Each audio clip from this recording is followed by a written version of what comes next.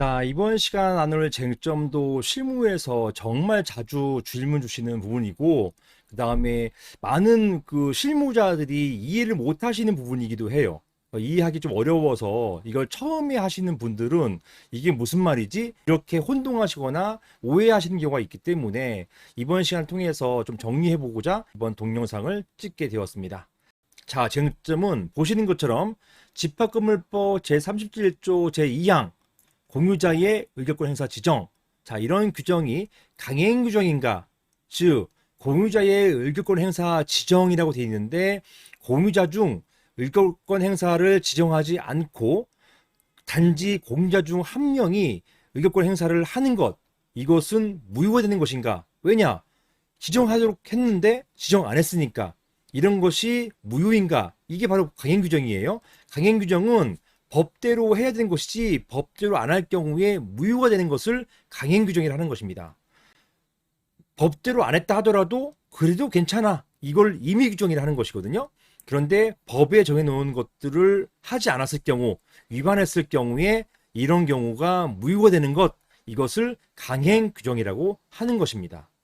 자, 이거는 질문하고 해당 법조항을 보시면서 말씀을 드려야 될 것 같아요. 질문부터 보시겠습니다. 안녕하세요, 변호사님. 저는 대구에 있는 주상복합 오피스텔의 구분 소유자입니다. 다름이 아니고 저희 건물이 준공이 난 지 얼마 되지 않아서 과이단 총회를 개최하려고 하는데요. 과이단 총회가 성원되기 위해서 미리 사전에 의결권 위임장을 받아놓으려고 합니다.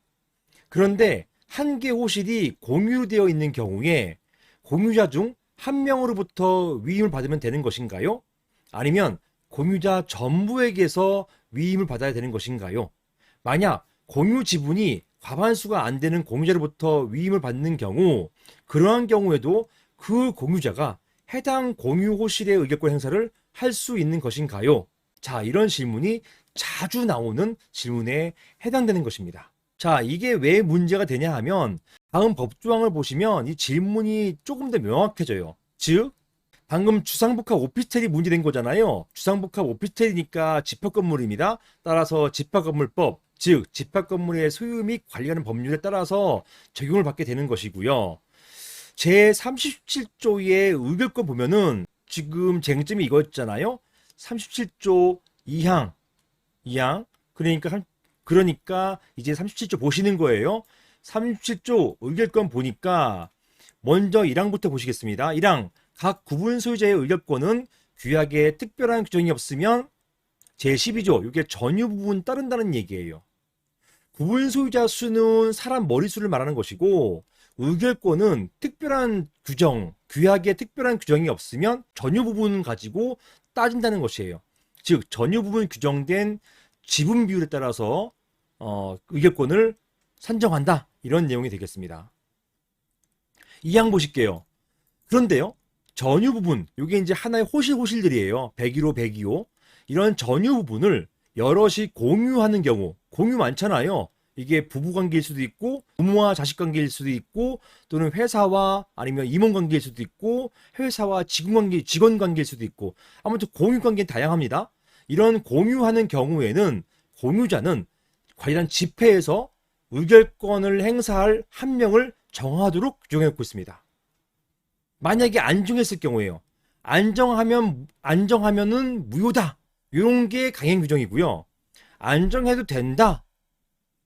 그냥 공유자 중 한 명한테 받으면 되는 거야. 이런 경우에는 이거는 강행 규정이 아니라는 것인데요. 판례는 이것을 강행 규정으로 보고 있어요. 자, 다시 말씀드리면 전유 부분을 여럿이 공유하는 경우, 즉 A, B가 공유한다 칩니다. 공유자는 관리단 집회, 이 A, B는 집회에서 의결권을 행사할 한 사람을 정하라는 얘기예요.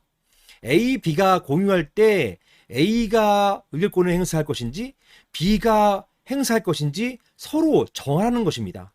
정할 때 어떻게 정하느냐? 이게 이제 제가 최근에 자문하면서 또 만들어 드린 거거든요. 참고하시면 이렇게 이걸 참고하시면 돼요. 자, 보시는 것처럼 여기 뭐라 되어 있냐면 대표 구분 소유자 선임 동의서라고 되어 있어서 공유일 경우에 의결권을 행사할 한 사람을, 즉 이 사람을 대표 구분 소유자예요.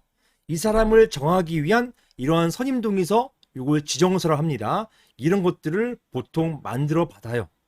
그래서 구분 소유권이 있고 이게 이제 화성에 있는 건물이었거든요. 상기 소유권의 공유자, 이게 A, B 중에 뭐 A라 칩시다. 한 명은 대표자로서 B를 대표 구분 소유자로 선임한다. 이렇게 써야 되는 것이에요.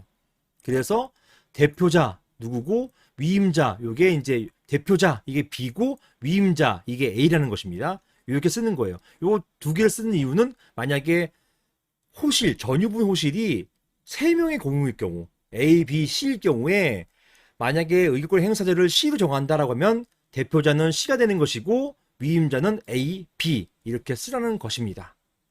이렇게 해서 반드시 의결권 행사자를 정하도록 규정해 놓고 있어요. 그리고 만약에 위임을 하고 싶다. 나는 공유자 모두 집회 당일 참석을 못해. 그럴 경우에 위임할 수 있잖아요. 이 위임할 때 그러면 위임을 받는 사람은 누구로부터 받아야 될까요?